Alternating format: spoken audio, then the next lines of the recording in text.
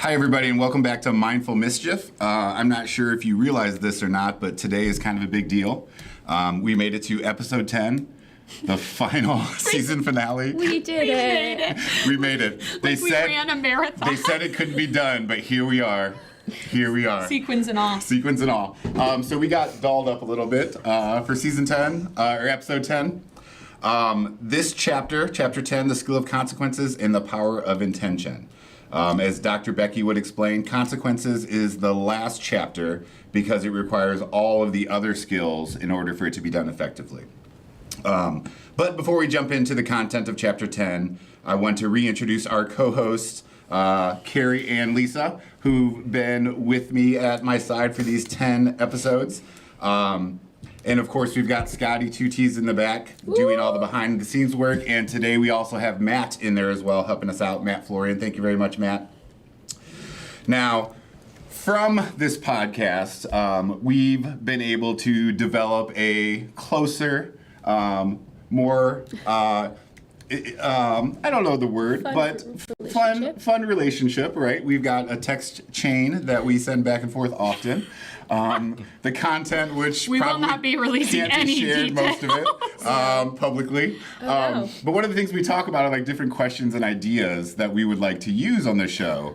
And Kari had a really good one this week that she shared about one of her favorite topics. And I was going to steal it for our opener, but I was like, no. I'm not going to steal it. I'll let you have that glory later on today. The raccoon question? Yeah. Oh, man. Yeah. So do I get to ask? No, not yet. We'll see if it shows up later in the episode. Yes. So I was trying to think of what questions to use for the last episode. Yeah, had to be a good one. And I was like, you know what? We're not going to use a question. We're going to skip it. What we're going to do is we're going to celebrate episode 10 with a challenge of the minds, per se. So, for you two... I did not prepare for this. Lord. You did not prepare for this because it's not in the script. dance So even if party. you would have read the script, it's not in there. And I didn't do I that. also didn't do it, and I always do. So you're going to have 30 seconds. Scotty, can you get us a clock for 30 seconds? Oh, God. Where do I put Scott? Sounds good. I don't have a pencil. Hold on. I'll get you one in just a second. Do I need space to write? Yeah, you're going to need to write. No. I have a lot of things. I hope I don't need to. It's fine. Are we good with the clock, Scotty? Yep, whenever you're Okay, ready. so here's the challenge. You're going to have 30 seconds to write down The skills. all of the different ways you could use a pencil besides the traditional way of using a pencil. Okay. So as many ways that you could make a pencil useful without it as a writing utensil. I don't want you cheating. Okay? Ouch. Question. So to celebrate, No. here's the pencil that you could use for inspiration Aiden loved to make his your pencil. list. All right? Be On your mark. creative. So it can't be writing. It can't be right? writing. One of the ways to use a pencil cannot be to write. I'm not going to get in trouble for this, right? And then we'll share. 30 seconds. On your mark, get set, go.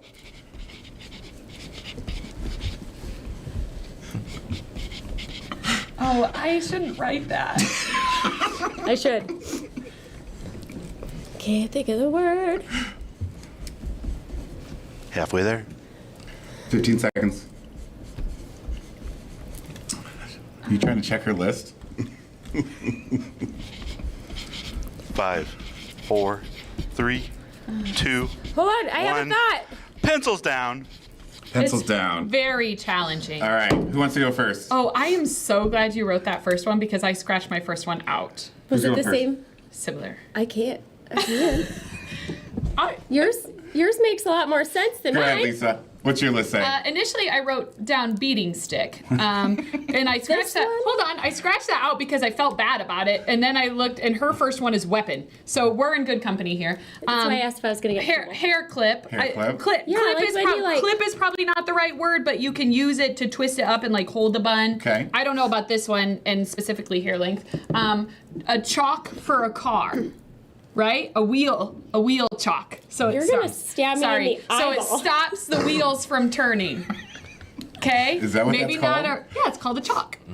Sure. See, look at these. Learn something new look every at day. these professional law enforcement. I'm going to say, look at these men. It's called here, a like, chalk. ugh. A back scratcher It's a good one. and a door stop.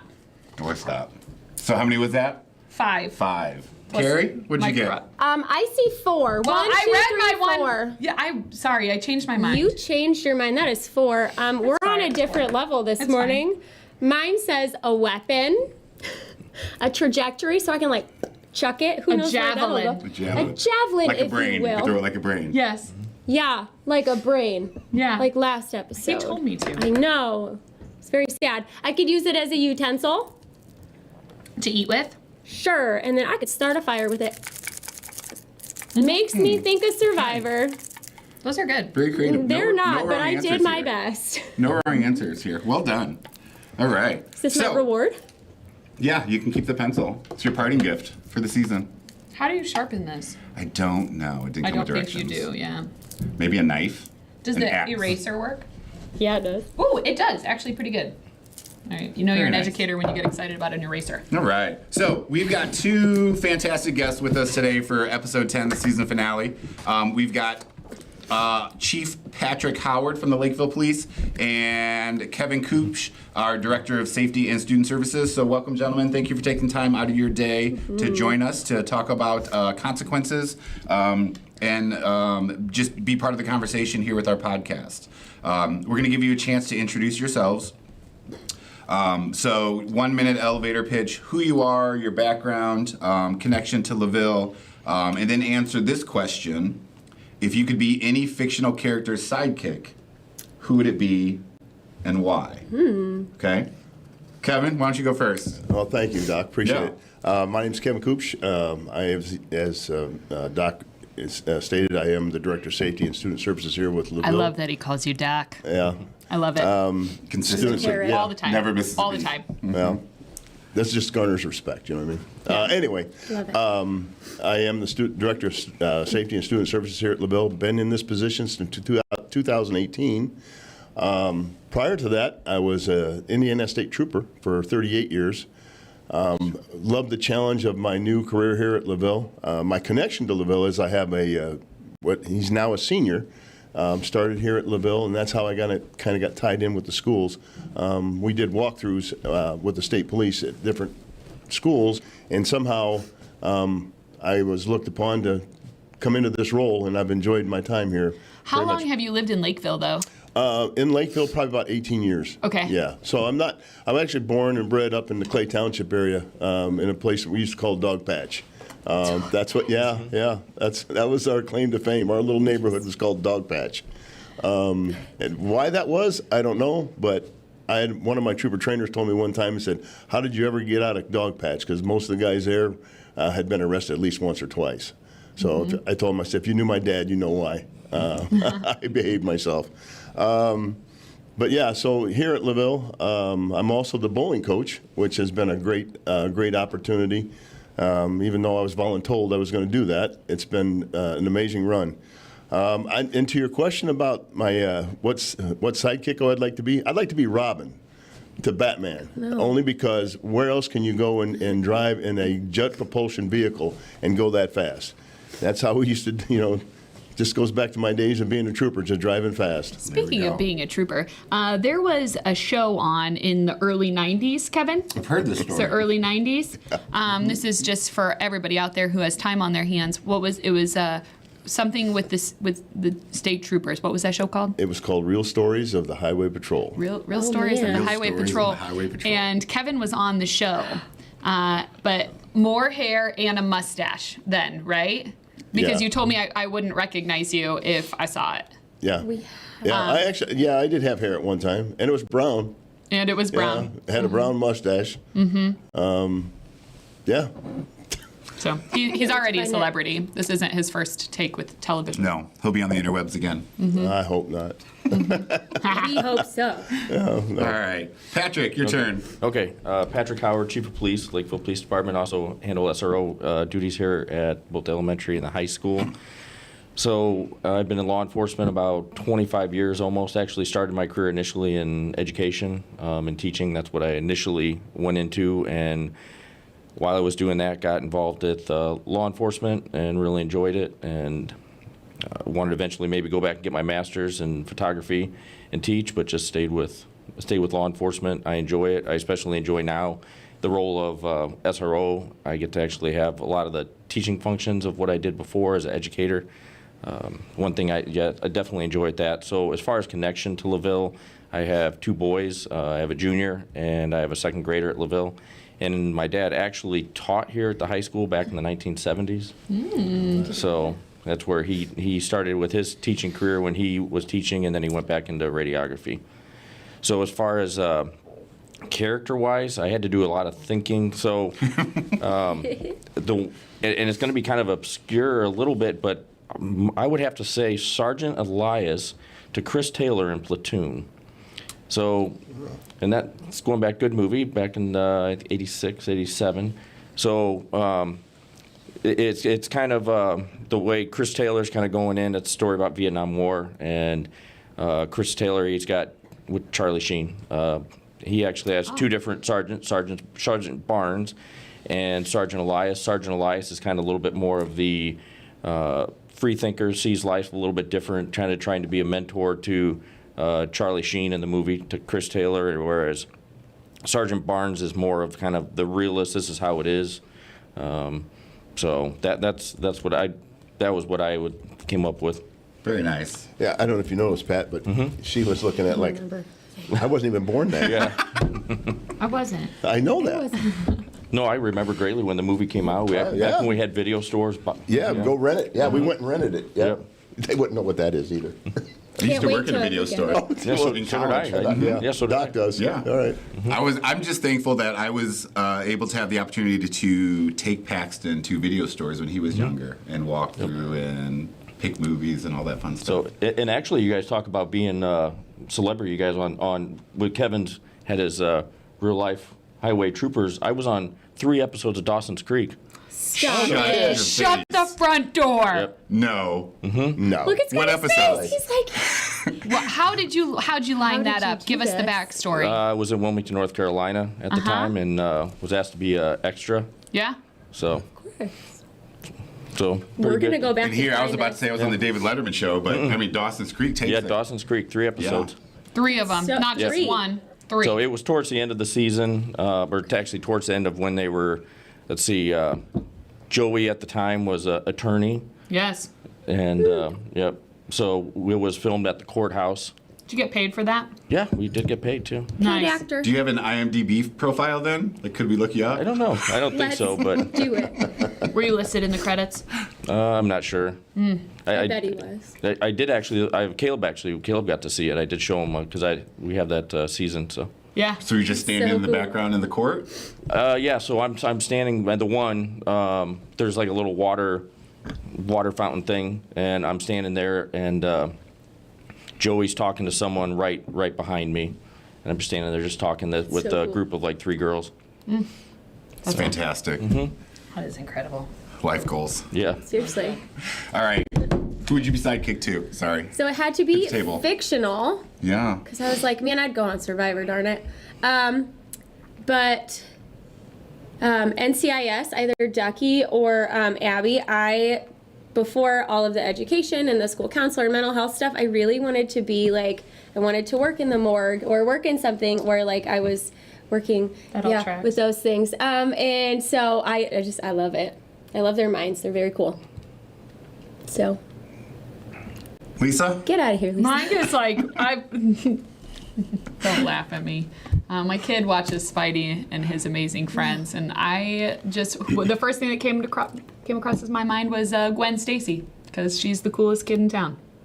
Gwen is cool. Yeah, I don't know. That's just what I thought. I don't watch a whole lot of adult stuff. I watch a lot of kid stuff. Moana would be cool. I could be a sidekick to Moana. There we go. That'd be all right. I would be sidekick to either Ted Lasso Yes, you would. or Michael course. Scott. Yeah. Two best leaders Michael out there. Scott. Yeah. Last night in the group text, Dr. Martinez told Scotty that he needed him to be his Dwight. And so. Very nice. Yeah, let's laugh about that. Scotty, who would you be sidekick to? Scotty. That's a hard one, but I mean Magneto, because he's like the most powerful, right? Who? Magneto? I don't know. And X-Men. An X-Men? Oh. He can control metal and all that stuff. That's why he has to wear the helmet, right? Yeah. Yeah. He wears the helmet so that he can't be mind controlled by Dr. X. The man. Is Matt in there? Does he have anything he wants to share? He's out right He left. Our Okay. conspiracy theorist has left the building. All right. Well, let's keep moving. So before we jump into chapter 10, Kari, do you want to provide us a recap of chapter 9? Absolutely. So, positive intent integrates the brain and produces oxytocin, which is increasing in trust, safety, and moral behavior. We must be willing to see students, especially those with behaviors and harder behaviors with positive intent, because when we see them differently, they can begin to see themselves differently. When we see the best in others, we are holding hope for those who feel hopeless and those who are needing help. It transforms unwilling behavior into willing behavior. So some things that we can be trying at home would be reflecting on what we unconsciously value, attributing positive intent to ourselves, because it's not just that we're negatively thinking about others, but thinking positively about ourselves as well. Consciously noticing how often we are trying to determine someone else's intentions, which I did this week and was like, man, I do that a lot more than I thought. Practice wishing well, hoping that others can move through things that are hard. And then practice reframing negative intent into positive intentions. It is a choice. Back to you. All right.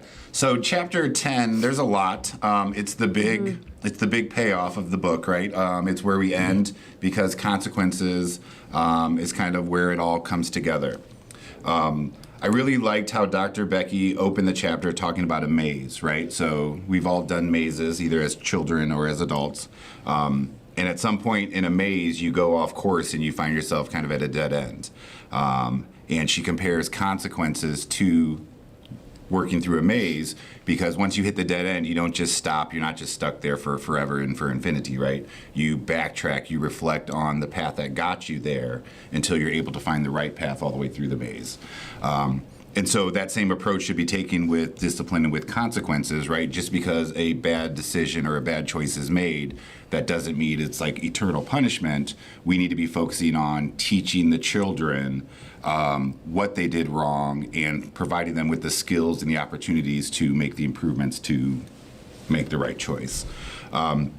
So there's kind of three big things that I'll point out in the chapter. So the idea of intention, tattling, which was a big one in there, and then of course the different types of consequences. There's a lot. There's a lot of information. There's a lot of examples. So as we're going through this, I mean, just feel free to jump in, because it's a big chapter. So the power of intention states that mistakes are opportunities to learn. Every action we take is preceded by an intention, and our intention as we approach a situation influences the outcome. What does that mean? Well, think about a time where you've been walking down the hallway and you see someone else walking towards you, right? Picture them with emotions all over their face, all over their body language, right? And that emotion could be either very happy, it could be sad, it could be anger, it could be frustration. But those intentions that we are carrying are going to influence how the interaction that's about to take place with the person I'm crossing in the hallway are going to play out.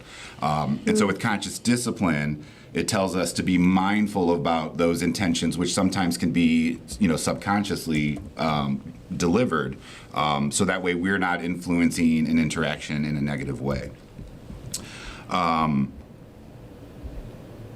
So, does anyone have any thoughts on, can you picture a situation where either someone's came into your space emotionally, either happy or negatively, or crossed hallways, or maybe wanted to duck inside of a classroom to avoid an interaction? Like we've all been there, right? And so the idea with intention is that when we approach a situation, we should be aware of it, so that way we are able to resolve the situation or provide the support that that individual needs positively. So there's three types of intent. One is punitive, meaning the intent is to punish someone, right? An example might be a parent telling a child to go to your room, or I'm sending you to the office. It's just punishment. There's no teaching opportunity there. The goal here is to make sure that the child feels bad, punishing rather than teaching. It results in teaching children how they should feel, bad, ashamed. It shifts the focus from what they're feeling to how others think they should be feeling. So again, we talked about feelings a couple chapters ago. We should embrace and make sure we are acknowledging the feelings, but in this situation, we're telling them what they should be feeling as opposed to acknowledging. Shifting the focus from what happened to blaming others, and really in a situation where the intent is punitive, it just opens up the opportunity for a power struggle, right? Go to the office. Well, most students, when you make a statement like that, they're going to counter with some sort of response, which isn't going to, make the conversation proceed in a positive way. Oftentimes when I have a student come down to the office, I'm in the front, and so they'll come to me and I'll be like, well, what happened? I don't know. Like a lot of the kids, when they're clipped down or those things, they don't even know what specific thing they did that has caused that action. And I think that speaks really true to like the chapter, because it specifically said that like you can't use the consequence unless you shouldn't, unless they know they have that skill. And so when I was thinking about all of this, I was like, man, like how often do we just tell a kid like go away, you did something. And they're like, what did I do? I've hurt you. I did something wrong, but I don't know what it is. Yeah. So I thought a lot about that when you were reading that. Right, like you can't punish them. You said it like briefly, Without a like if they lacking skill. don't have the skill. So thinking about that more specifically of like, I can't be mad at you for not doing something that you don't know how to do. And I feel like that is harder with our little people than our older kids, but is still even applicable with our older students because we find ourselves saying things like, you should know better. And should's the bad word, right? We Should learned is a about terrible that. word. And do But like, do they legitimately? Like how many times do we have a kid doing the same behavior over and over? And I'm like, man, do they know? Because when I was reading this whole chapter, I was like, I had kids in my head. And I'm like, man, did we teach them? Did I stop and teach that? I don't know if we did. But then that opens the door for an opportunity to take the time to teach it. Of like, I've noticed that consistently you're running in the hallway. Every day I catch you running in the hallway. So let's spend time talking about what that behavior looks like. And then we can really be intentional on teaching those lagging skills. And then we're going to have more of a payout there Or with than positive giving them a intent. consequence. Right? With positive intent, thinking they're not doing this on purpose to break the rules. With positive intent, what's going on? Why are you needing to run in the hallway? What can we do together to figure out maybe you just really gotta go potty all the time? Or they're trying to get to recess first, They're right? just Like- excited. There might be something going on, and how can we as the adult in a calm way choose to help them out? Yeah. The second type of intent is permissive. The intent is to rescue, right? Have them escape whatever potential negative might be coming. An example of this could be like not following through with the consequence, right? You're making a statement of what's going to happen if they're not listening or they're not following the steps or expectations, but then there's no follow through because you don't really want them to experience that negative effect, right? This one is actually really interesting to me. We had a conversation, and actually, as far as even it goes to, being an adult in law enforcement and all of the consequences that come later. Yesterday, and it just came up in the lounge at lunch, a past student of ours, and people know you can see mugshots, on the internet all over the place.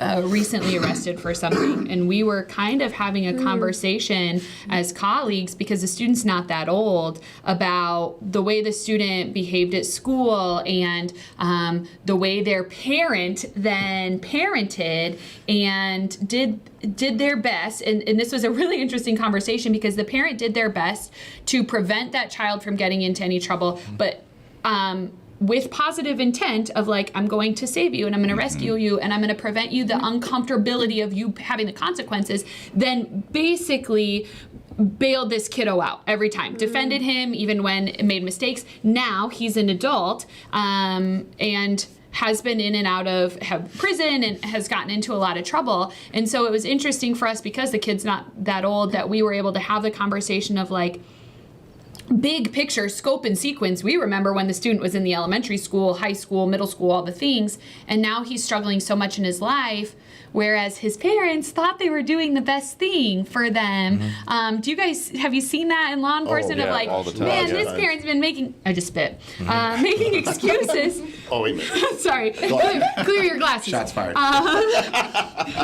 This parent's been making excuses for this kid since they were 10 years old, and now this kid is out in the real world as an adult, and now has to pay really hard consequences for their actions. And what's kind of sad about that, watching, like, we did the best we could. Well, yeah, you thought you were doing the best you could, but really what you were enabling, and that's really a sad part of it. And it doesn't just affect the person that's incarcerated or whatever. Yeah. But it'll also, be very emotional for a parent. Yeah. Because they think they're doing the right thing by that Right. enabling. Right, and the intent is very positive, right? And like as a parent, we want to prevent any hurt and uncomfortability and like all of the things. I don't want to watch my daughter cry, but if you mess up, like that's the consequence. to. For your Well, and that's the actions. thing, right? Like we have to learn from our mistakes, and so by doing that, you're shielding them from the opportunity to Yeah. learn from the mistake. The intention feels right. I'm intending to comfort, but the impact, right? The chapter talks a lot about intent and impact. And man, like, I learned this the other day when we were skating. I was trying to teach Aiden how to skate at the skating rink, and I was holding his hand because I didn't want him to fall. I didn't want him to cry. And he's holding onto the wall, and eventually I let him go, and I'm skating around, and he eventually learned. And I was like, I learned a really hard lesson as a parent. I have to let go. And you were like, I could have told you that. And I'm like, yeah, but I had to feel it, and that was really hard. But man, that little boy can skate now, and he's been inviting every other girl he's met to go skating now. Gosh darn it. Little stink. I think we talked about that in a prior chapter too, about parents who don't hold firm on boundaries. Those permissive parents. Yeah, when you're not assertive and when your expectations, what you allow will continue, right? I am setting the boundaries for how you treat me, but a lot of parents have the positive intent of like, man, I've messed up, or your life is really rough and it's my fault, so I'm going to take it easy on you, and I'm not going to hold firm on our boundaries or what my expectations are. But what that then turns into is kiddos with some significant behavior challenges. And again, the intent is positive, and like, I feel like we've seen it a lot with parents who have been incarcerated themselves, or parents who have dealt with substance abuse. They then parent in a way That is more of a friend than a parent. because they want to make up for it. And like, it's coming from a place of love. And anybody who will say like, when you come from love, it can never be wrong. But there are just like ramifications and consequences for all of these things. And like, not to add to the parenting burden, like it's hard enough. But then you add in these layers of like, okay, The trauma. yeah, where do I hold firm? Where do I let her sit in that uncomfortability? Where do I let her learn that consequence for herself? I find myself as a parent saying often, that is a natural consequence for your actions. And we're going to talk about All those the too. time. There's some good ones in there. Yeah. And so that leads us to the third type of intent, which is the intent to teach, right? And that's what kind of where we've all just steered this conversation. The idea that we're going to let children learn new behaviors when they're faced with the uncomfortable consequence of their actions. And through that, what we can focus on is what actually happened, right? Just sticking to the facts, the aspects of the children's behavior that we want to highlight, and then the actions and the outcomes of which we want the children to reflect. And then lastly, the skills we want the children to learn. So thinking about kind of those three types of intent, as educators, as adults, as parents, let's take a moment to be honest and share. The last time you kind of had a situation, right? Whether it was with a student at school, whether it was with a child at home, what type of intent did you approach the situation with? When you had to give a consequence? Yeah, when there was a situation or a conversation that had to happen. Who wants to share? Kevin, when was the last time you had to give Sean a consequence? He's such a good kid. I was just thinking about Shout that. out to Sean. Yeah. Let's see. I'm trying to think. I know he's done something. He's a teenager, for God's sakes, Yeah. He hasn't made you mad in a while, though. No, he hasn't. That's. He learned I don't from know, his but- mistakes. What about early. Caleb? You know what? I I would- think Pat's in the same boat I am. Yeah, I would say it's about the same thing. The The last consequence I could think of with Caleb was shortly after he'd started driving a year ago, and he hadn't even been driving. Yeah, I think he had his license maybe 3 weeks, and he was had a girlfriend that lived over in LaPorte, and he was out driving with her, and he ended up Classic mistake. Yep. So he ended up, there was a double set of railroad tracks, and he was following a car, and the car in front of him went over the railroad tracks. He went over the railroad tracks, and then there was another set, and the other car stopped at the bottom of him, and he hit him. Yeah. And of course, I get the telephone call, was not too happy about that. And of course, it had to be a Corvette that he hit too. So Of course it was. yeah. So that was I've had a probably. Corvette That was, yeah, I'd say that's probably about the last time as far as getting upset with him and that. And so when he got home, I told him we'll talk about it when we get home and everything. And so I had initially told him, this was towards the end of the last school year, so initially I told him that that he'd maybe get his car back come August for the start of this school year. So I said, but that would depend on, we'll talk about it, and when you can tell me what you did wrong and what you can do to correct it, then we'll go from there. So he had to ride the bus again for a week, which is quite humbling for a teenager that has her license, have been driving for almost a month, and then you have to start riding the bus again with your little brother in second grade. So I'll get you. So you weren't permissive. You held to it. You took yes, his car so away from we him. held to it. I think he lost his car for around 2 weeks, 2 to 3 weeks. So. I had a situation last night with Sophie. So Lauren needed to go pick up something from the CVS, and Sophie just wouldn't let her go. And finally let her go, and then it was upstairs and read our books, and it was time to lay down, shut the lights off. And she was just being very emotional, wanting mom. I mean, she's 15 minutes away. She'll be home in a matter of minutes. But it just wouldn't stop. It wouldn't stop. And I mean, we've probably all been there when the child is only wanting the other parent, right? And I was like, well, you got two choices. I'm either going to lay here That's with never you. actually my issue. No. Actually, do you ever get that? Do any of your boys only ever want Steven? Because like it's only me that they want. Me. Yeah, yeah. Every once in a while, she'll go through. She only wants Wants dad dad. days. Yeah. So she wouldn't. Man. She wouldn't regulate De-escalate, herself yeah. Yeah, to get back to a point where she could fall asleep. And I said, well, we've got two choices. You can either lay here with me and fall asleep, or you can lay by yourself. And it was probably somewhat permissive, because I don't know that I would have left her One in was her not bedroom. a positive choice. So maybe not the best, but we worked through it, and she eventually laid down. And then, sure enough, in a couple minutes, Lauren was back home, and Yeah. I was no longer Everything needed. was golden. Everything was fine, right, with the world. I don't know. I do, like I said, I lean kind of heavily on like natural consequences for her. And I will say things like because Stella's pretty active, right? She likes to climb, she likes to jump, she likes to run, all those things. And so I will often say, if she's in a risky situation, I'll say like, what's your plan?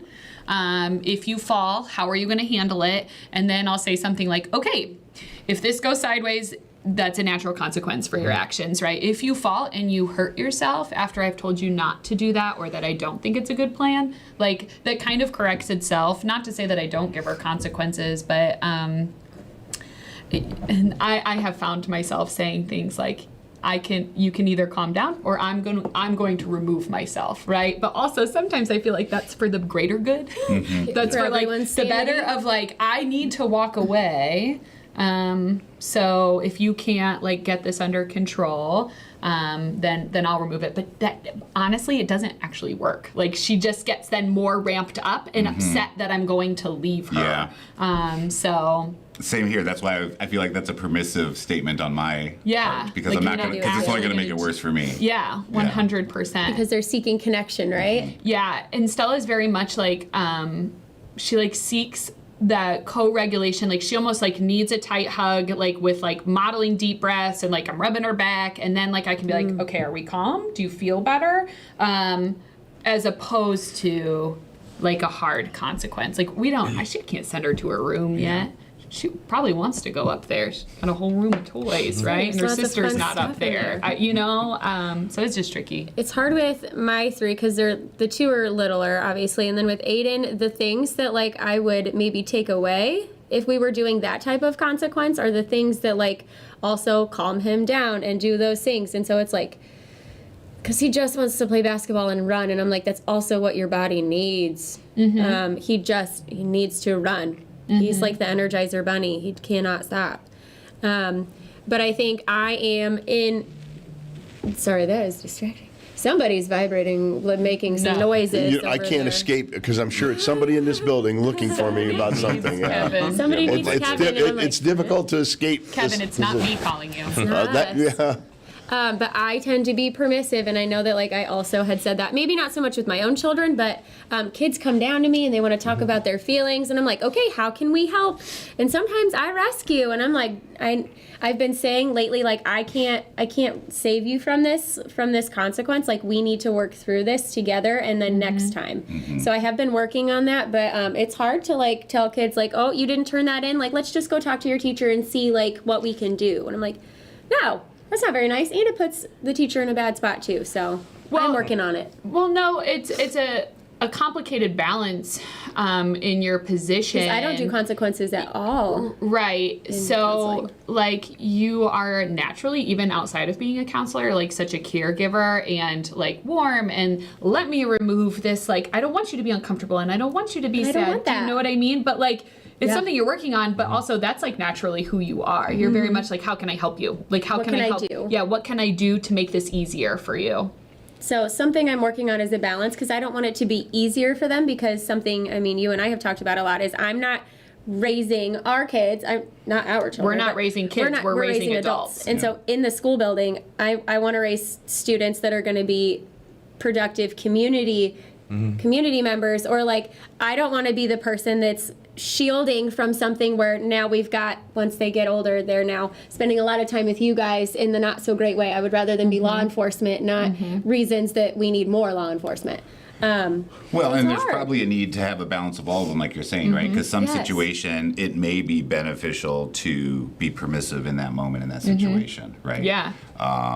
But coming I down think with the a key hammer is that you're not always just permissive, and Right. you're not always just punishing, right? Like there's got to be a blend of all of them in recognizing the situation. Well, and even adding a layer within, special education Right, we talked about and that the other day. disabilities and all of that is not only do we want them to be functioning members of society, they don't necessarily have to pay taxes to do that. There's my political plug. But we need them to function in their daily life well and function well. And when we're talking about kids with severe or higher needs, that stuff matters, right? Like we need them to have strong adaptive skills so that they can get a job and they can access information that they need. And so that adds a whole nother layer to all of that when we're talking about consequences. What's an appropriate consequence for a 6-year-old who has a developmental delay, right? Or echolalia, where they repeat the thing that they have just heard, or something that they repeat over and over. That might not be the same as a kid who intentionally has said something to hurt someone. Intent and impact. There's so much nuance Yeah. in every single situation. Well, and I think that's the thing, right? So one of the things that was shared when we visited Franklin Township was some of the advice they gave us was that you're going to hear some pushback that, so what, now there's no more consequences? And I think Dr. Becky also mentioned it in the book and the video. It's not saying that there aren't consequences. Consequences are happening all the time, right? Because consequences are learning opportunities. What's not necessarily happening so frequently is the punishing. And that's the problem, I think, is some people associate consequences with punishment. They expect a punishment for a student who's misbehaving instead of taking the time to teach and to learn. 100%. And I think those two terms have become interchangeable, but they really aren't the same thing. And then we've talked earlier in these episodes about reward and punishment systems. They actually impede higher order thinking because they don't actually teach children how to self-regulate. Instead, these systems make children feel a certain way about their actions. They should feel good when they do good. They should feel bad when they do bad. They should do good to get these good things. They should not be bad so they don't get these bad things.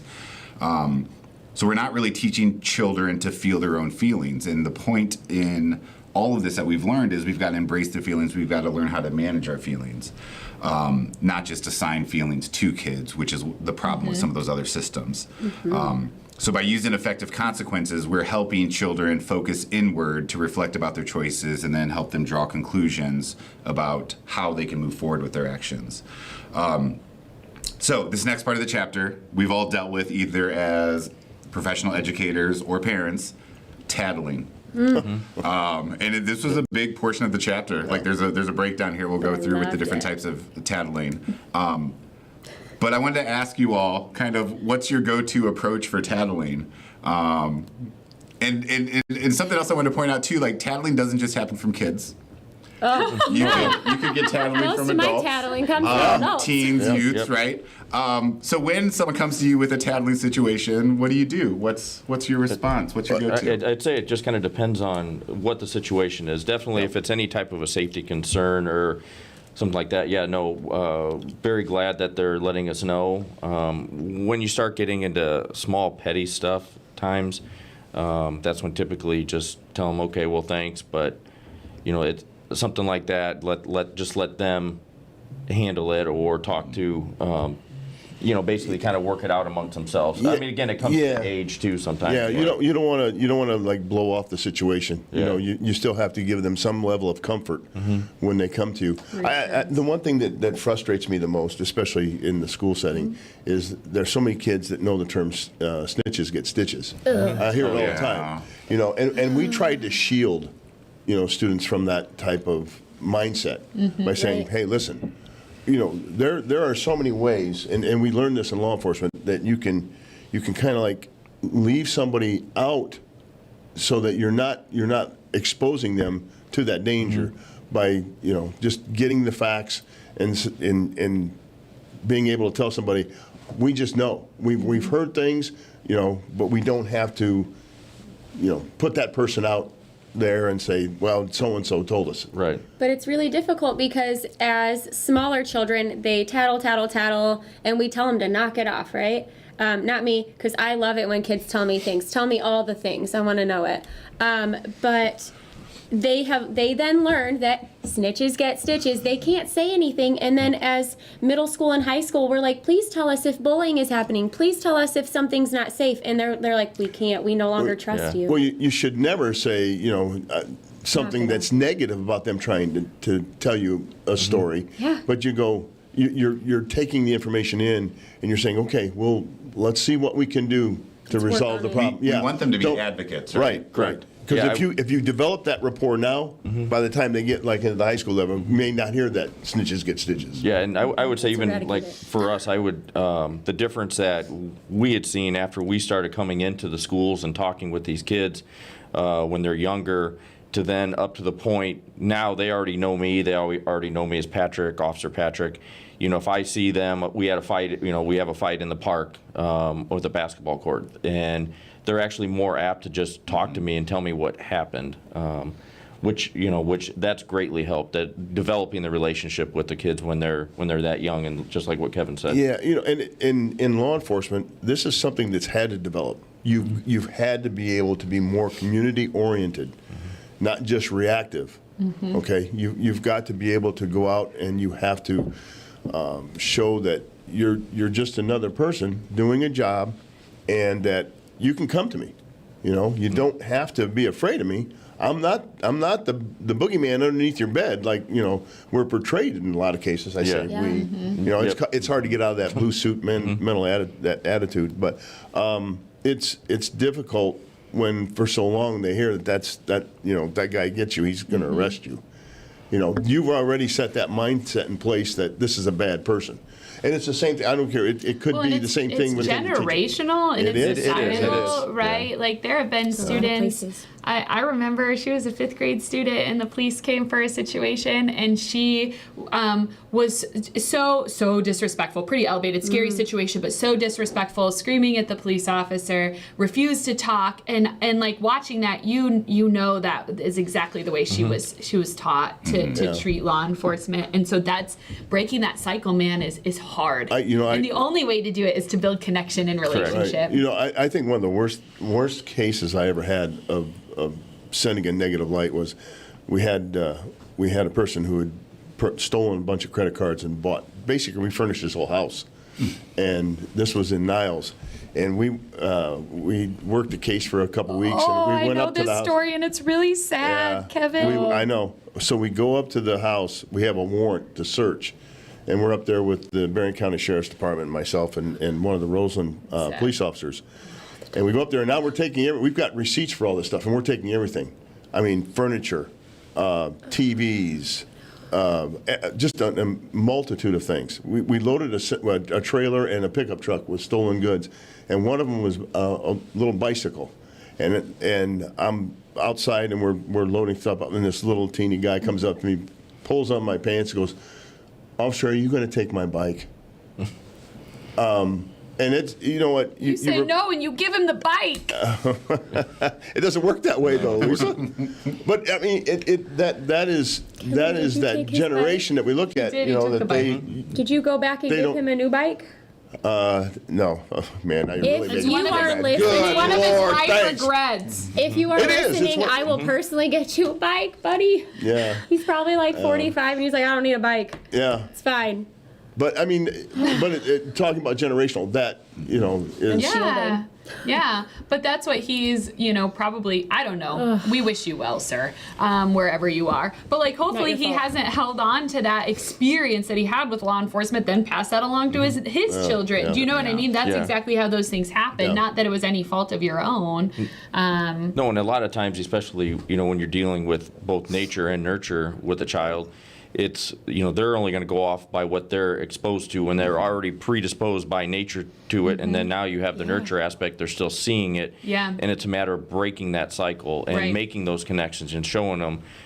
No, this isn't how it should be. This is how, there's much better ways. And when they can start realizing and have value in themselves and realize, wow, there's people that care and someone that cares for me. And that's how, breaking that cycle where they can actually see, that there is different outcomes with things. Right. When you know better, you can be better, right? Correct. And I think we see that so much in both of you, Yes. here at the school. So I know you would have given that kid his bike back if you could have. I couldn't afford a bike myself. That's why we knowing weren't you paid guys, very you know, well. It's kind of like, These are great. have you seen the videos of like babies? They put like snakes and mice, and they're not scared of them because we teach them fear as they get older. So like babies are like, no, this is fine, and they're touching, and they're not like scared, they're not flinching or anything. But then you look at a toddler You later. introduce the fear. Yeah, that's all on us. Man, Yeah. sorry, Aiden. I think Patrick mentioned too, like especially if there's a safety concern, we want to Yeah. make sure that we're hearing the kids when there's a tattling situation. Yes. I think for me personally, this is probably the area that I've improved on the most over this last year, because I probably was, I know I was as a teacher, annoyed by tattling because I taught third grade. But I think this year I've probably grown a little bit more and done a little bit more. How did that make you feel? Did you like it? Did you tell that person, that you didn't like it? And so I think for me, this was kind of, in looking back at this chapter, was just an area that connected with me a little bit more. I'm a lot like Kari though. Like if some kid wants to talk to me, I'm like, tell me everything. Give me I that want- tea. What was he wearing? What did she have to eat? What did they say when you said that? Like I want all of it. I become a detective. Yes, 100%. But then also as a parent, this sticks with me, and like I hold on to this of like if I don't listen to Stella now and Evelyn, who can't talk yet, but if I don't listen to them now when they're little and they're trying to share what are big things to them but little things to me, that when they're a teenager and when they're older, they're not going to share the big stuff with me. And that like on repeat in the back of my mind, if I dismiss her right now for what she thinks is important, she's never going to share stuff with me in the future. And like, I want my girls to like call and be like, Mom, I'm at a party and things went sideways. I need you to pick me up, right? I want that, and I don't want it to be like I can't call my mom, right? Or being scared of what we're gonna do when they call, right? Exactly. 100%. So, but that foundation and that groundwork, like I feel strongly that starts right now, right? That starts when my daughter's 3 years old and that she can trust me to tell me things. She is also likely to spill the tea. She's at our backup sitter today, and when I pick her up later, she's going to tell me every single person that got a timeout. I'm going to know. Cannot wait. I'm going to know what he did, what she did, and what they did at lunch. And she gives it all to me. So, yeah. So fun. Super. Spill the tea. So there's 3 types of tattling. Intrusion. The child's been victimized, like she pushed me. The message that child is sending is, I feel powerless to deal with this, please help me. Our response could be something along the lines of, did you like it? Second type, how did that make you feel? Revenge. The child wants to get someone in trouble or uphold the rules. They're not cleaning up. The message being, I'm angry at so-and-so for not doing something or for doing something. I don't know how to express myself directly. The response, are you telling me to be helpful or hurtful? And I think that's a really good one too, because you're not assuming their intent, right? You're asking for clarification. And then 3, safety. The child sees someone getting seriously hurt. She fell off of her chair. The message being, I don't feel safe. The response, I'll take care of it. So we've got a couple examples. I'm just curious how you all think we might respond to these types of tattling. So example number 1. A child comes up to you and says, Anna is not lining up. How do we respond? Did you ask her to line up? Or can you help her line up? I don't know. Are you telling me to be helpful or hurtful? You cheated. You used the Both answer. good. I just used my resources. That's not cheating.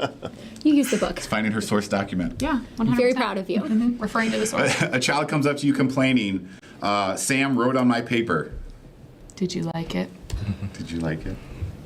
In that situation, well, did you ask him to do that? What did you, when he did it, did you tell him you didn't want him to do that? Did you tell him to stop yourself? Did you tell him to stop yourself? And then just kind of thank him for coming forward, and then you would talk with the other student, just say, well, let's not do that. How would that make you feel if they did that to you? Right.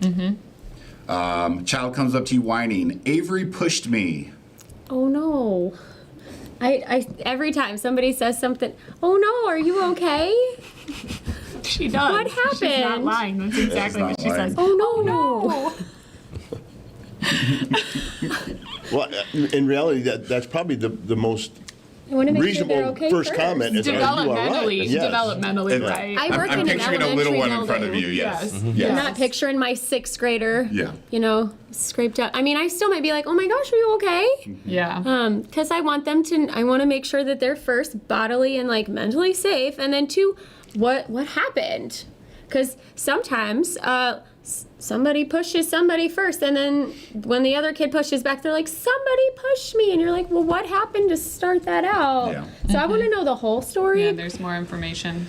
but they and want to then- be safe. And the last one, Maya pushed Kevin off the swing and he's bleeding. Kevin, are you okay? I am fine. Yeah. Let's take you to the nurse. Let's take you to the nurse. You're going to take care of that because obviously there's I've got a major you. safety concern there. All right, so last section, conscious discipline identifies 3 types of consequences. And while we've already been talking about some of these as examples, that just kind of goes to speak to how this is also interconnected, right? So we'll talk about each of the types of consequences, and then take an opportunity to share thoughts, ideas, whatever might be on our minds, questions. So the first one's natural, and I think this is sometimes the fun one as an adult. To see natural consequences play out because Karma. Whatever you want to call it, you don't really have to do a lot. Things just kind of take care of themselves. But they arise without any prearranged adult planning or control. One of the most powerful means for motivating future behavior change. I say fun, and then I'm looking at the examples, and that's not fun. But it is what it is. So, an example: a child won't wear a coat. So maybe they end up being cold, right? That's a struggle that we've had with Sophie, being very independent and saying, I don't need to wear a coat, I'm not gonna wear a coat. Okay, then you're gonna be cold. Okay, but did anybody else's mom ever say, like, you're going to catch a cold or you're going to get sick? It's not I'm here true. to tell you. No, that's There's not no true. science That to is support that. a lie. Yeah. If your parents told you that, you have been lied to. You are not going to get sick from being cold. You're No. going to get sick from germs. Because that's how you get sick. Shout out to Julie. Yeah. No, we're just more predisposed in the winter because we're indoors. Yeah. Yes. Yeah. Yes. So you're much more around just germs glad- that way. Yeah. Lauren's done a really good job about this, and she'll be like, go stand outside for a minute. That's what and I then do with decide Aiden. if And you then need a decide. coat. Mine's not so much a coat as it is with the shoes. My kids don't want to wear shoes, and they are hillbillies, and they need to wear shoes to go anywhere, unless they're outside. Drives me bonkers. Or they just want to jump in puddles, and then they're like, my shoes are wet. I'm like, I don't know. I don't have a second pair of shoes. I have a puddle jumper as well. We were at the soccer game on Sunday, and Sophie's like, "Can I get in the puddle?" And I was like, "Well, you're wearing your soccer cleats. They're not waterproof. The game hasn't started yet. We're going to be out here for an hour and a half. So if you get in the puddle, your feet are going to get wet, and they're probably going to be cold." Yeah. Okay. Yeah. No, and I would have to say, yeah, especially developmentally at the younger age like that, the natural consequences, and as long as you're explaining to them, especially when they're still wanting to do something, just like you said, jump in a puddle or not wear their coat outside when it's cold in the winter, well, okay, well, this is going to be the consequence. You're going to get cold, you're going to get wet, and then you have an hour, you're going to have to run around cold, wet shoes, but if that's the decision you want to make, then... There's so many examples out there that, and one of the, I think, best educated ones, and I actually saw it with one of my older children, they go up to the stove and they put that hand up by the stove. Oh, that's going to teach you right away. Yep. That natural consequence is going to be with you the rest of your life. I've burnt my hand twice in the last 6 months touching a hot pan. You didn't Yeah. learn. I've not learned. It's so Yeah, funny that we're talking impulsive- about like jumping in puddles though. Just on Sunday, Stella was out in the backyard and I looked out and she was like almost knee deep in a puddle, like in the field. Okay, so like it's like mud. It's not No. just a puddle, it's like actual mud. And I think for a second I'm holding Evelyn, right? I've got a 1-year-old. I'm holding her in the door and I think, oh, she has Crocs with the fur on. Not Out Crocs there. with the fur. Yeah. The whole club. Yeah. So like I am all for like puddle jumping and all that, like with your boots on. But she had Crocs with the fur on and I opened the screen door and I was like, Get out of here. get in here right now. Because sometimes it's a consequence for the adults. Because yes, now I had to figure out how to get these like shoes dry and I'm like, these are $40 Or, like- shoes. You know what my husband said? He goes, don't buy her $40 shoes. Yep. So like, okay, Logical consequence for you. natural consequence for me. But I was like, That's the God Albert bless sequence. America. Oh, I was so mad. Like, do we bring the coat when the kid won't wear it? Do we bring it? Like, my instinct is like, that little stinker's gonna get cold. And sometimes I question, do I bring that coat? Because eventually he will get cold. and then you'll have to leave if you Or don't have do I it. leave it at home and say, you chose that? Like, that's hard.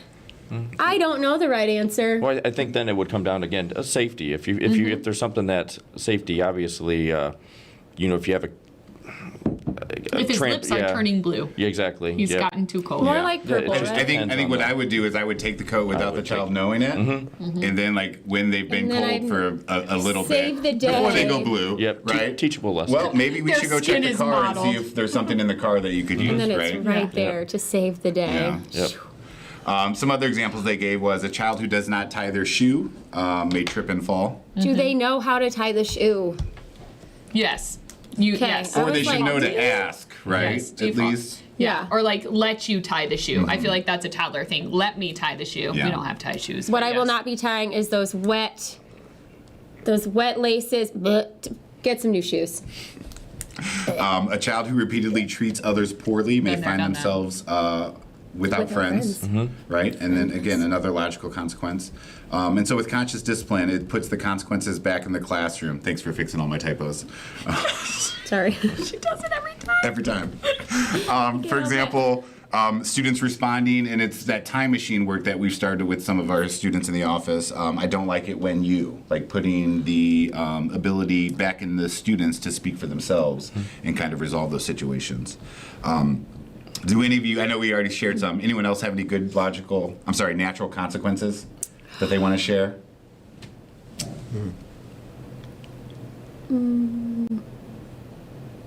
I mean, I have a baby here, and that's a product of a natural consequence. I'm going to talk about the baby. I brought it up. Let's I bring it can't. up. We've Go got to ahead. talk about it. Yeah. A few times ago at our backup sitter, Stella left her favorite baby there. She left it there. And the backup sitter called me later and she's like, do you want to come get it? And I was like, no, we are not coming to get it. We're working really hard on being responsible for our own items.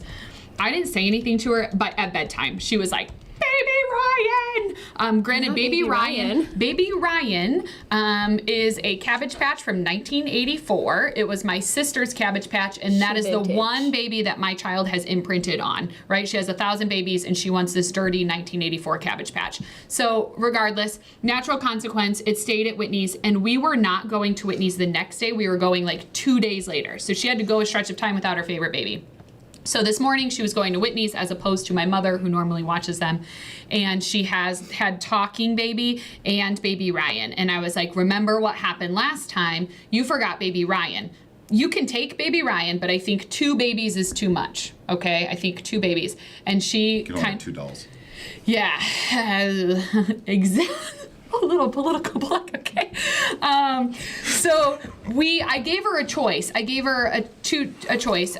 Like, you can leave Talking Baby with me, and it does talk. I won't press it because then it doesn't stop and it's weird. She goes, yeah, you take Talking Baby to work with you today. And I was just gonna leave it in the car all day. But then I thought, I was like, oh, you know what? I'm gonna take that baby around with me to work today, and I'm gonna take pictures of it. So then when I show her later tonight, when they are reunited, all the things that Talking Baby did. Talking Baby got to come to a podcast today. Co-host number 4. But it stems from a natural consequence of, like, I'm not going back to the babysitter to get that baby for 2 days. It's not a life or death situation. And now she missed that baby for 2 days. Like, and it was catastrophic for us, and it was very difficult. And as a parent, it would have been much easier for me to turn around and go get that baby, like, and just get her and bring her home. But now she's more cognizant, a little more anxious about leaving her things, but she is more responsible already. So, like, it makes me think of, like, parents who bring in missing homework. Yeah. My parents never did. They were busy at work. That was my problem, not theirs. Or if you forgot your lunch. Ooh, see, but I had cafeteria lunch, so I never forgot my lunch. But yeah, like, those people who bring them in, and, like, we're never not going to feed their kids, so it's not like Right. they're going to go hungry, but they might have a peanut butter and jelly instead of pizza that day. Not But if they have a peanut allergy. We won't give them a peanut butter Scotty. and jelly. Scotty. But we, we're going to make... But we're going to make sure your kids are taken care of. But at the same time, like, they need to learn that if you are missing your homework, that is on you. And my mom's not going to swoop in and save it for me. But also the No, fact that it will does not. teach them not only that, like, that I'm responsible, but it gives them and opens a door for a problem-solving opportunity and an opportunity for them to advocate for themselves. Because all the teachers in our building are extremely reasonable, and they're there because they love children, right? So it's an opportunity for your child to go up to their teacher and be like, I messed up. I forgot. Mistakes happen. People do it all the time. But then, like, an opportunity for them to say, how can I make it better? Can I have another sheet? Can I bring it tomorrow? I understand it might be for half credit or, whatever. But think of that opportunity that you just gave your child instead of saving them, right? Because now they have the confidence to approach an adult, admit they had made a mistake, and figure out how to solve it themselves. Well, and it's denying them of that opportunity to build the skill, right? Because then Yeah. next time they're just going to forget again and then expect Yes. mom, dad, whoever to save them. Or And they then might have a meltdown, and then we need to work through those uncomfortable feelings, because I hear so often, like, well, they did this, and, like, we work on this blaming situation, and I see a lot of it, or I hear from my husband, who's also a teacher, and he's like, yeah, like, it's everyone else's fault, and it's like, we really need to let the kids feel the feelings and sit with them with that, rather than just pushing it off and, like, saving and rescuing them from that. Taking ownership for their actions. The second type of consequence was logical. And, I was thinking, I'm doing a pretty good job with logical consequences. But then I reread the part that says logical consequences only work if the students have the skills needed for the logical consequence. And I was like, So that made me think back on maybe some of the times I've used it and wondered if maybe it didn't work because those students were just lacking skills. And I think it's really important that there's a difference between, like, I know the skill and I've practiced it and I've mastered it, right? We did an evaluation for one of my little ones the other day, and he's lagging in some skills, or he's maybe working and practicing, but we haven't mastered. And I'm like, how often do we, like, the kid knows it in here, but they don't know how to do it physically? How often are we giving them consequences and then that shuts them down? Yeah. And then they feel like they can't. So the logical consequences motivate connected children to use skills they already possess. When considering logical consequences, we must consider two questions. Is the child a connected member of the school family? And do they already possess the skill we are motivating them to use? If yes, then logical consequences can be helpful. When structuring your logical consequences, it should be related to the child's behavior in a cause and effect relationship, also related back to safety, and which is something that we've talked a lot about with conscious discipline. We need to keep everybody safe. Also connected back to being helpful or classroom commitments or promises. Logical consequences should be respectful, given in the assertive voice. There's no doubt in your approach, using verbal and nonverbal cues, revealing that the intent is to teach, not to punish, not to be permissive. The logical consequences should be reasonable. They should be doable. They should make sense in terms of the duration and the severity. Again, not empty threats or not punishment. For example, if a child runs with scissors, an effective logical consequence is to lose the opportunity to use scissors independently. Ineffective consequence would be to just, now you're missing recess, because the missing recess has nothing to do with the skill of how to use the scissors properly. That's punishment, right? And That they've becomes just taken the one thing, that they enjoy. Something else to keep in mind with logical consequences is the empathy piece. Sometimes those logical consequences could produce intense emotions and outbursts, backtalk, threats, or even begging. I promise I won't do it again, right? With Sophie Jane, it's the please. Like, I promise I'll stay yeah. right by you in the grocery store, Mom. I promise I'll be a good listener. Yeah. Let me out of the car. So the key being to offer empathy so the child can own the actions instead of lecturing or the end result being blame. The formula, then, a blanket statement that you can fill in the blanks. You have a choice. You can choose to provide a helpful skill that you want, and whatever the positive consequence might be, or you can choose the hurtful skill and receive the negative consequence. So for example, you have a choice. You can use your big voice and ask for help when you become frustrated so you can play with friends and have fun, or you can choose to hit and grab others and play by yourself so you and your friends are safe. So you're identifying both the positive and the negative options if they choose to ignore kind of the built-in desired effect. Thoughts, logical consequences. When's the last time you used it? How did it go? I don't do this well. I'm trying to think. That's what I'm really on this one. I don't know. I do think I just want to connect back up to that, the back talk and the threats, how important it is to not engage in a power struggle. And we've talked about that in past episodes of right there's an opportunity, when some kid's I didn't do that, or that's not what I did, or that's not what I said. As an adult, our natural response is yeah, you did. I watched you. I watched you do that. But it is so much more effective to just be I'm not engaging with you. You know what you did. And then turn around and walk away, so that it doesn't then escalate and become a bigger issue. Yeah. I mean, there's no need to win the argument with the child, right? You're the adult. That's clearly established, right? I don't need to win. I just need to help us get through the situation. Right. And in that moment, they're trying to gain control back so that they can make it work, and then they're not taking responsibility, right? I really appreciated in this where it asked, are they a connected member of the school family? How often are kids doing things because they're not feeling connected? So if the answer is no, right? So say you ask yourself, are they a connected member of our school family? How does that change the consequence? How does that change the sequence of events after that? As an adult, we can recognize, I would argue that our little friend that we have so many struggles with isn't right now, right? So how do we rewind and build that, but also hold them accountable for their actions? And so I think one of the things she mentions is unconnected students or disconnected students can then in turn become dangerous, right? And that can go in any number of ways.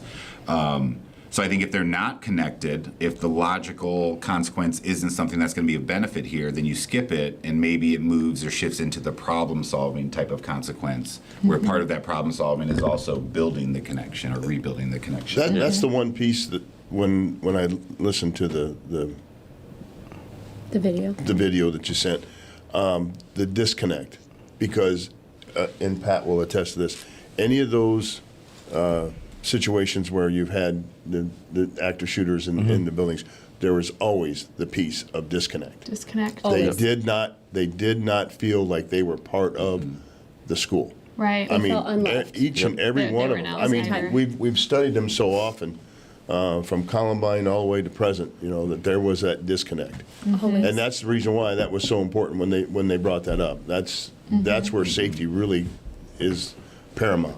Yeah. And yeah. like just thinking of so many kids specifically in this, where like, some kid is getting yelled at in front of a bunch of kids and they're already feeling disconnected and now they're feeling more shame and they're sitting there crying. Like, it's hard to watch, and it's like, what kind of consequence can we give that would like make it work? And at the end of the day, it's not about the consequence. It's teaching them about what they need so that they can move forward. And it's hard because in the moment when people are emotional, they want retribution. They want them to feel bad because you made me feel bad. But that's emotional, and it's not helping anybody. No, and that the best that we can try teaching, especially at a younger age, that when they get emotional, not to sit there and just argue with somebody, to walk away from it, take their time, and then come back, because there's going to be no logical thinking whatsoever in the moment. And then especially like you said, then when you get an adult that starts arguing right back with the child, then you're just it's a power struggle, and it's and the best is trying to teach the kid then at that point just to accept it, even if you still think you're right, walk away from it, and then go back and discuss it when you're actually thinking more logically instead of just on pure emotion. Yeah. Yeah, it's hard to hold a child accountable when the adult is doing the same thing, right? Like when they're just as active in the power struggle. Because, the adult should be more aware and more in control. The child is a child, and you expect them to have these deficits in some of these skills. And it doesn't give like a timeline, right? Like, I think it's important that when there is some sort of consequence coming, that like the adult is in the right space. They don't say you have to immediately have this consequence. Like, sometimes it's really important to take a few until everybody is calm and then talk about it. So often I think people want to like do it right away so they don't forget.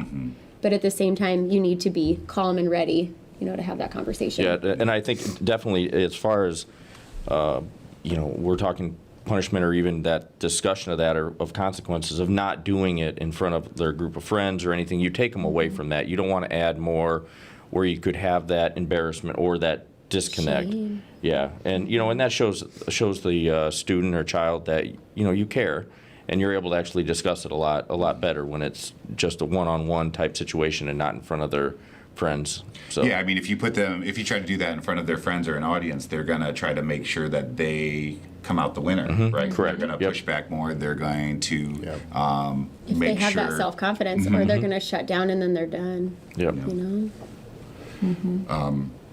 So then that last one then, so I think problem solving is kind of the catch-all, right? Like if the natural consequence isn't happening, if the logical consequence isn't going to work for whatever reason, then it's just focused in on problem solving.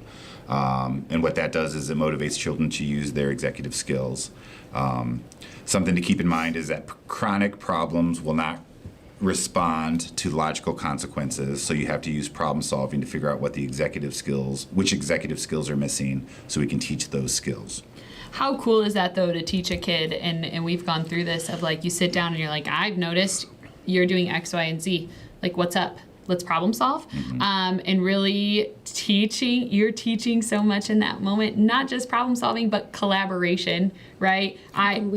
Both sides have needs that need to be met here. Like, I need you to stop doing that because that's a safety concern, but you're doing it for some sort of reason of your own. But empowering kids to take that on themselves, and that collaboration piece, but also like, that your opinion and your voice actually matters to me, right? And the fact we all know that kids are going to have more buy-in when they're part of solving the problem. And what we've also found is when you just ask them and you have that conversation, sometimes you're shocked of like what their answer is, why that is a problem, and you're like, oh, I would feel the same way. Why haven't we asked you this before? I've been assuming that you're just misbehaving during this time, but you hate pizza, right? Pizza gives you diarrhea. That's why you're throwing a fit on Wednesdays in the cafeteria and you won't eat pizza, but it's your only option, right? No wonder it's a problem. I'm sorry I didn't ask you sooner, right? Or sometimes we end up identifying a lagging skill that they don't have, and then we're able to use that moment to teach it. Well, I think the key too is Yeah. when you're approaching the problem solving is positive intent, right? Because it may catch some kids off guard. Like, why are you asking me this? Like being defensive, or there's something else going on here. Right. So making sure that your intent is positive. You're not trying to punish. You're not trying to judge. You're like, you want to figure this out. And so I Yes. think the demeanor that we approach it as adults goes a long way. One of the examples they gave was both of you wanted to read the same book at the same time. So we've got two people, one book. How do we solve it? And that's probably something that happens pretty frequently in a classroom, right? Multiple people want to do the same thing or play with the same thing. And so I thought that was a really good example to present and to share in terms of how an adult might approach that type of situation. There's some other pieces involved in or through conscious discipline that help create opportunities for problem solving. So the Brain Smart starts in the morning that we've been doing on the announcements. Opportunities to unite, to disengage, to connect, and to commit. Build relationships, build familiarities with each other. And so it makes it easier for problem solving opportunities down the road. There's also something called the peace process. So P, when you state the problem as you see it and its impact on you. E, encourage the children to own the problem, because again, it's a problem that they need to work through. We can't solve it necessarily for them. We can give guidance, we can give suggestions, but we need to help build this within them. A, affirm the problem, restating it in terms of what you want to happen. C, collect helpful solutions to solve the problem. E, evaluate to see if it's working. And then the third one, which probably could be an episode of its own, is the time machine. And so I'm not sure why it's called the time machine. Because you go back in time. Yeah. Because it's I a suppose. redo. It's a redo. So what it is it's this mat, and there's steps involved where you have two students go through this process of identifying some of these pieces. Okay, you acknowledge, what the other person did. You tell them that you didn't like it. You tell them instead next time you can do this, and so it's a real opportunity to resolve a situation, and it seems to be pretty impactful and meaningful for some of the students that I've done it with. I say we've done it a few times in the office, and it's been really cool to watch them. Yeah. So that's consequences. That's chapter 10.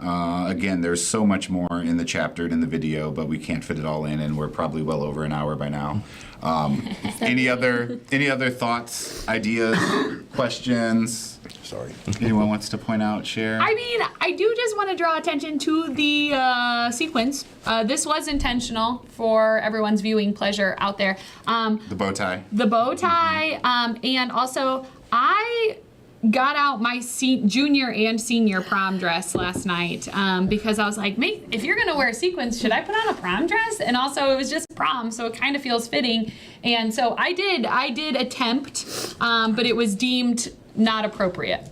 So, and I didn't want Kevin Kubsch to have a myocardial infarction here in the studio. So, Well, I'm teaching CPR down in Mrs. Higley's class. There's a lot of kids down there probably come in here and do it. Yeah. I would be okay with that. yeah, I feel I would not confident be that okay with I some feel kid confident giving that me I could give you CPR CPR. So we landed on sequins. Kari even made a costume change this morning so that she was prepared. I didn't want sticky hands or something on all over it. Like, I got 3 little ones to get in and out of a car. That's a lot. We brought our A game for Yeah, episode we 10. did. I did have one thing, and we can always talk about it in episode 11 because we have so much to do, right? But like when people say like that's not what I intended, making sure that like your intention and impact should go together. The phrase is, I had no idea that was hurtful. I didn't intend to do this, but I can see it caused hurt. I think that is so powerful because we don't often intend to hurt people, but sometimes we do. And so making sure that kids learn that like you can't just intend good and still hurt people. Yeah. You know, we have to learn that your impact does affect everyone else. That's a great point. But we have something fun to do before we go. We do, yeah. So we've got what has been dubbed the Wheel of Mischief. The numbers are a little bit faded. So you each get to take a turn to spin the wheel, and then Kari or Lisa will read you I have the questions up. a fun question to answer before we go. Oh my. So who's going first? I can go first. Go ahead, Pat. You might have to hold it for me, okay. Kevin. I got it. All right. Can't wait. 9. 9. Okay, we'll go with 45. 4 plus 5 is 9. There it is. You did it.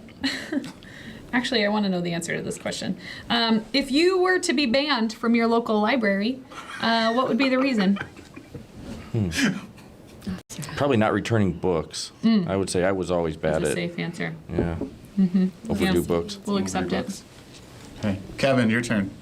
Hold that, Pat. Okay. Hopefully it's not 9. Yeah. Oh no, now I want to know. 9. If you could remove one color in the whole world, so like remove it from everything, what would it be and why? I like it. You know what? I believe black. Yeah. There's a And lot. it's only. A lot of black in this room, I Kevin. know Kevin, there is, you're but wearing that's black. not. I know, but it just seems like So dark. Black has always been kind of has always had like a negative connotation to it. People just when they think of black, Connection it's to like death, Would you right? deem it Yeah. as smug? yeah, I don't know. It's not vibrant. Yeah. Yeah, right. Doesn't I pop. feel like I have a better Yeah. question. Yeah, Yeah, I came up. I would think the same exact color. yeah. Except though, like I have more black in my closet than any other I got a color. good amount That's of a black, good- I think, too. I'm like to wear. monochromatic. My problem is that So- Judy does not like to see me in anything but blue or black because it brings out my blue eyes. That's what I'm told. Oh. Judy. You know, I can't wear gray. I'm Cute. not allowed to wear gray. Okay. Judy. Yeah. Yeah. Or it's got to be blue. You know. You're So, not allowed to wear gray. Yeah. We She can doesn't unpack that later. Yeah. I like my gray stuff. You know. I just. You know. Judy won't What let have you got to you. do? Judy won't let you. All right. Well, thank you both for joining us for episode 10. Thank you, Kari and Lisa. Just a quick recap for families. Key point number 1, mistakes are opportunities to learn. Every conflict is an opportunity to teach. 2, natural consequences provide the most effective motivation for changing behaviors. They let the children experience the natural consequence of their own actions whenever it's safe. 3, logical consequences motivate connected children to use skills they already possess. Children must feel connected and be proficient in the skill for logical consequences to work. Example is you have a choice. You can choose to do this and get this, or you can choose to continue to do this negative piece and again receive this negative consequence. Tell me what will happen if you choose the negative skill again. If those negative behaviors continue, you can say something along the lines of, I can see by your actions that you've chosen to insert negative consequence, and then you have to follow through with the negative consequence with empathy. And then point number 4, problem solving motivates children to use their executive skills to resolve the issue, like with the time machine and the peace process. Thank you again. As Kari said, we are going to provide a special episode number 11. Maybe 12, maybe 13. 12. There is no We can't chapter. stop. There is no chapter 11. It stops at chapter 10. Can't stop. But we've got some other thoughts, and then we'll figure out how to continue this next year. Also, Episode or season 2, right? season 2. Yeah. Do the people want more podcasts? I don't know. Is it just us that want more? Well, I don't know. So podcasts? I did a count before we started. We currently have 48 YouTube subscribers, meaning they liked us, Nice. right? They want follow us. 943 total YouTube watches, We're almost at 1,000. almost at 1,000, and 160 Spotify listens. So it feels like Feels like yeah. feels like a yes. The the data people said- indicates yes. The data The indicates people want more. that. Yeah, they want more. So until next time, stay mindful. Stay mischievous. And stay connected. Bye, guys. Thank you. Scotty says bye.